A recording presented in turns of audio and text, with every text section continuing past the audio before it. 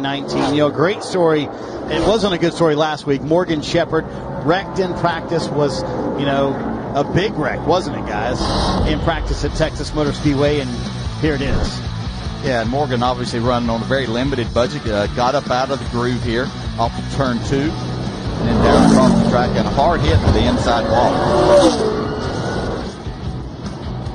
Car completely destroyed, both ends. You see, made contact.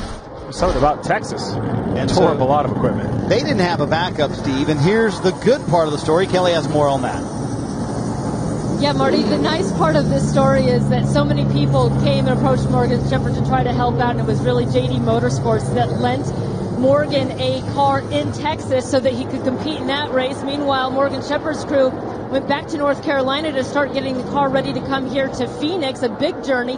Then it became a two-team effort between Morgan Shepherd's team and JD Motorsports to really get the car prepped.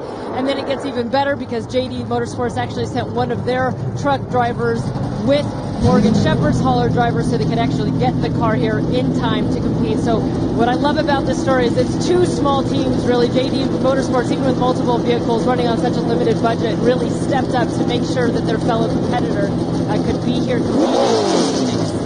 DJ, this just reminds me of how the sport used to be. You would see this all the time. Short tracks around the country. You just help your fellow competitor. Yeah, and you looked out for that. And it's a big fraternity that's down there most of the time. But, we're not talking about, and not that I'm sure that Joe Gibbs Racing and others weren't there to be a part of and be available. But, we're talking about JD Motorsports. It's, Kelly was pointing out there, they're not the biggest. They've got a lot of things going on here and carry a lot of cars and equipment and not a lot of people, but they did whatever they could to help Morgan out and make sure that he was taken care of this last week.